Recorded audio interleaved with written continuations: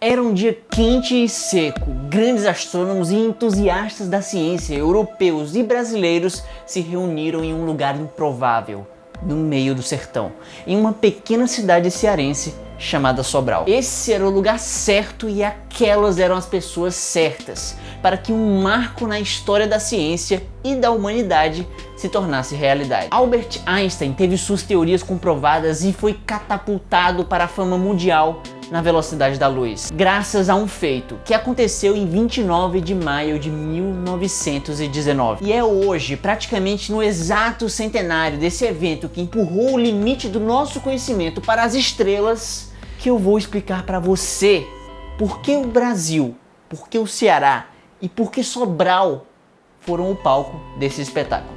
Vamos nessa!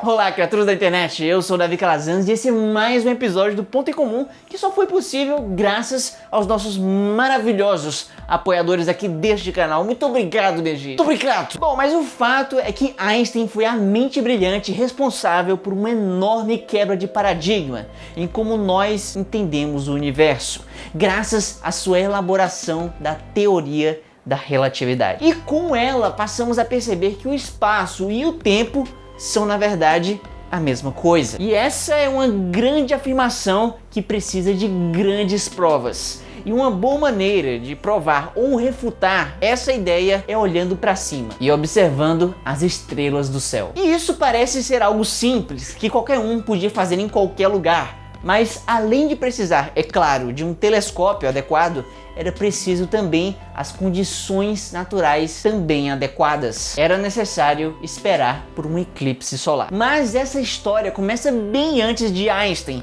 Ela começa no século 17, quando Sir Isaac Newton, um famoso físico, se tornou famoso por suas explicações sobre como a gravidade fazia com que dois corpos se atraíssem. Cala a boca e me beija! Em seu incrível trabalho, ele descobriu a fórmula matemática que descreve a atração de dois corpos. E isso era o suficiente para explicar basicamente tudo, menos algumas coisinhas. Essa fórmula era capaz de descrever o nosso mundo prático aqui do dia a dia como seres humanos na Terra e também alguns fenômenos no espaço. Porque assim, né, eu posso jogar algo para cima e saber que a gravidade vai puxar esse objeto para baixo, pois a massa desse objeto e a massa de todo o planeta interagem, fazendo com que os dois se atraiam. E a Terra, por sua vez, está orbitando o Sol. Em outras palavras, quer dizer que ela está constantemente caindo no Sol.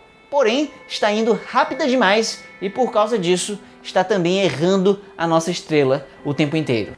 Ainda bem. Eventos como esses eram bem descritos e poderiam ser precisamente previstos pelo trabalho de Newton. Porém, havia o problema da luz. Ih, tá com problema de luz de novo. Pois é, a luz, como nós sabemos, não possui massa, mas mesmo assim é atraída pela gravidade.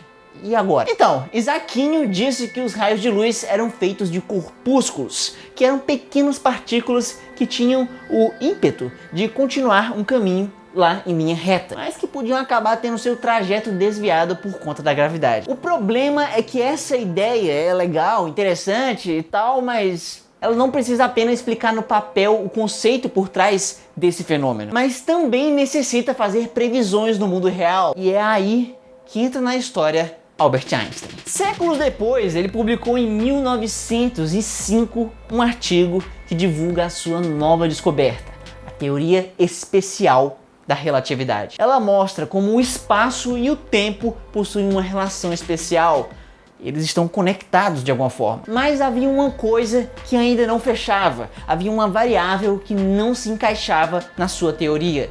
E era a gravidade. O que era um problema de alta gravidade. E com o passar dos anos seguintes, ele se dedicou a construir uma versão mais completa do seu trabalho, em que o espaço e o tempo não apenas estão conectados, mas são a mesma coisa. Nós poderíamos nos referir a eles como o espaço-tempo. Essa versão mais completa ficaria conhecida como a teoria geral da relatividade, que além de conter tudo que a anterior possuía, era possível também incluir a gravidade junto. E para entender isso de uma maneira bem simplificada, imagine uma superfície.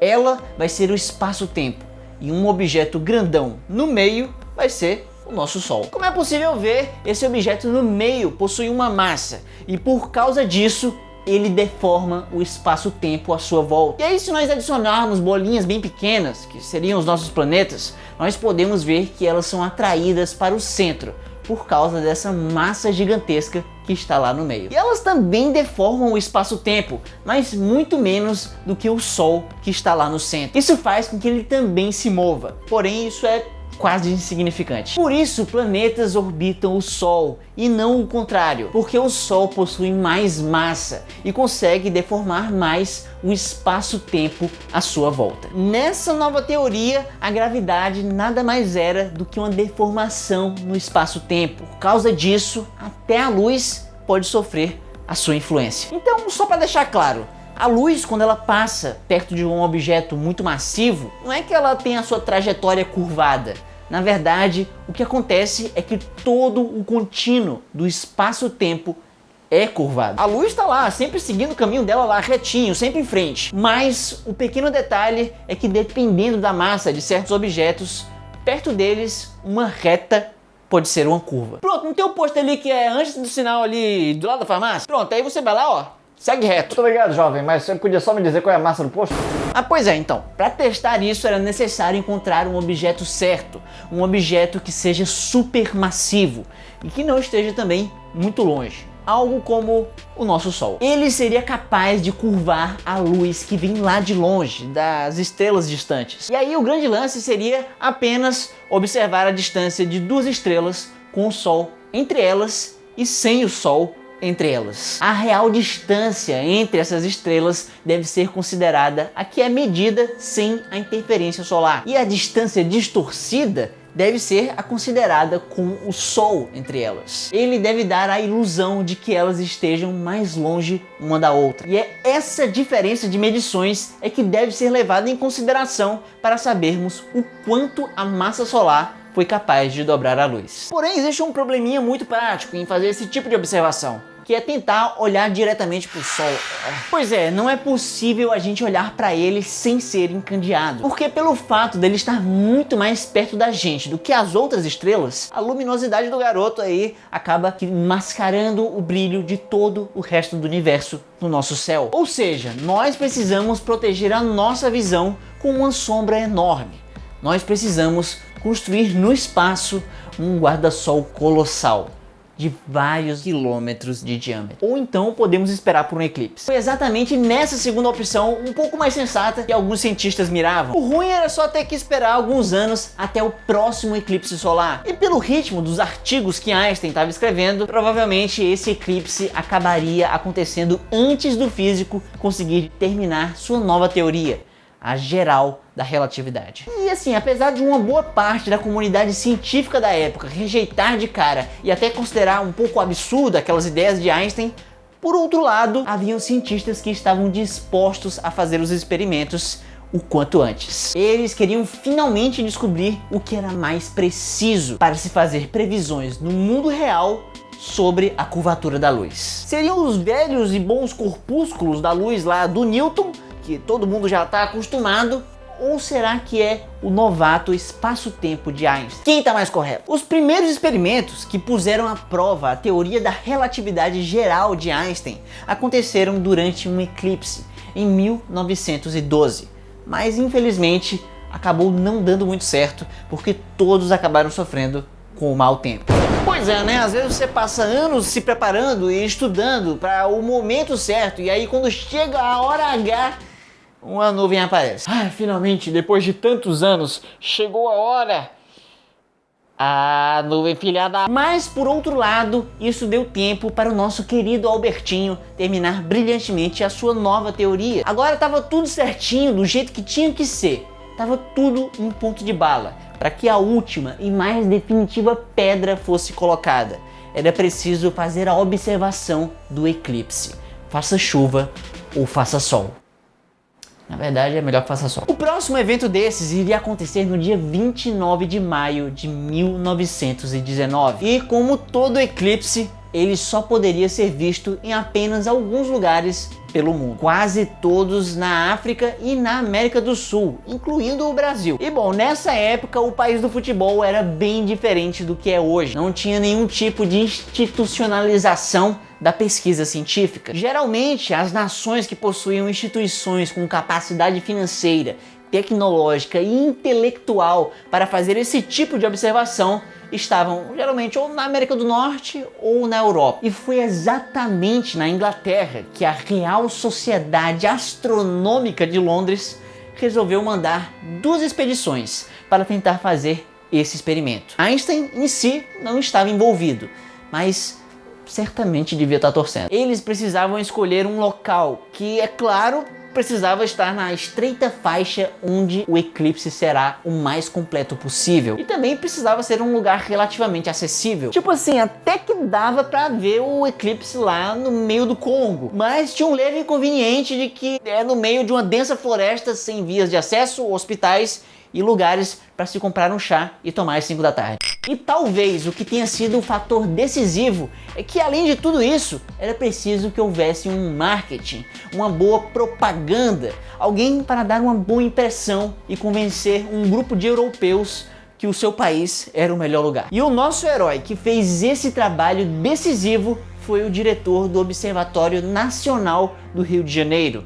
Eu estou falando de Henrique Morris, que visitou a cidade de Sobral 2 vezes. E na segunda vez ele percebeu o avanço no desenvolvimento no lugar. Tinha via férrea, telégrafo, lugar de hospedagem e várias outras coisas. Ele acompanhava a saga de Einstein e sabia do que era preciso para se atingir a comprovação e reconhecimento que estava faltando. E foi aí que, com 1 ano de antecedência, ele ficou sabendo da data do próximo e tão aguardado eclipse.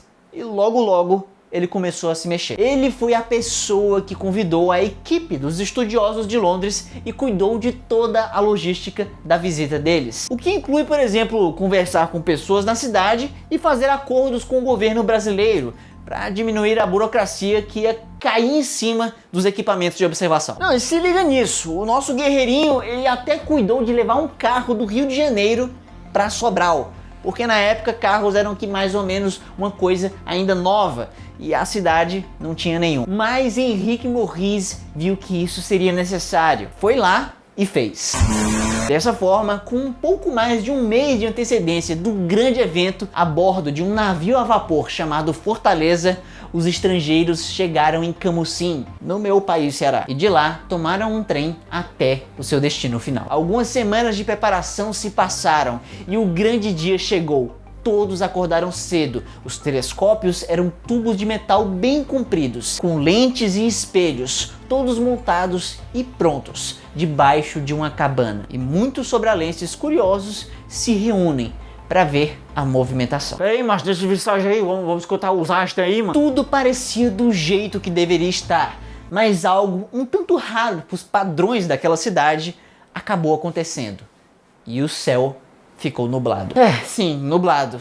Isso impossibilitaria totalmente o propósito daquilo tudo. E será que é isso? Será que meses de trabalho de tanta gente, uma espera de tirar o sono, tudo foi em vão? Todos estão atentos naquela manhã. O horário se aproxima. Uma gota de suor escorre pela pele de Henrique Morris e ele prende a respiração. E o desespero começa a bater. E quando a esperança parecia já estar indo embora, junto com o azul do céu, naquele momento, o meu Ceará, a terra da luz, fez o que sabe fazer de melhor. Ele brilhou. E logo em seguida, o eclipse começa, e junto com ele começa também a correria. Não existe margem para erros. O evento todo é muito rápido. Eles possuem 5 minutos para fazer valer a pena 7 anos de espera da humanidade. E o resultado não poderia ter sido melhor. Essa foi uma das imagens daquele dia, quase exatamente há 100 anos atrás, quando a palavra Einstein se tornou literalmente um adjetivo, um sinônimo de inteligência. A teoria geral da relatividade estava na boca do povo. E não só isso, mas o esforço de Henrique Morris não só foi um grande feito de pesquisa científica, mas também de divulgação científica. O que havia acabado de acontecer em Sobral chamou a atenção de todo o Brasil para a importância de se fazer ciência. Isso gerou uma conscientização nacional para que mais tarde, 30 anos depois, já em outro contexto, o país criasse o Conselho Nacional de Desenvolvimento Científico e Tecnológico, o famoso CNPq. Nós não estamos apenas sobre o ombro de gigantes, daqueles mundialmente conhecidos e célebres, como Newton e Einstein, mas também estamos sobre os ombros de outros gigantes, como Henrique Morris, que pode não ter um rosto tão famoso, mas eu fico feliz que hoje você possa ter conhecido a sua história em um lugar improvável, no sertão cearense. Não, e você sabia que Henrique Morris, apesar de ser brasileiro, ele nasceu fora? Ele, na verdade, ele também é um cidadão francês. Francês, assim como um bulldog francês. E é sobre esses cachorros, nesse vídeo bem aqui, que eu contei uma história um pouco triste sobre por que eles estão morrendo. Mas se você quiser saber mais sobre a história de hoje, por exemplo, o que aconteceu com a outra expedição que foi observar o mesmo eclipse de Sobral, ou saber mais sobre a vida de Einstein no geral, você pode ouvir o nosso podcast exclusivo ou falar comigo no nosso grupo secreto no WhatsApp, como já fez o Guilherme, que tá aí aproveitando o momento com a galera do teatro. E Guilherme, muito obrigado mesmo por acreditar no nosso trabalho. Sério? Então, se assim como ele você quer aparecer aqui no fim do vídeo, ter acesso ao nosso podcast e grupos secretos, basta você clicar bem aqui e se tornar também um apoiador do maior canal de divulgação científica do Nordeste. E é isso aí, minha gente. Até a próxima segunda. Tchau!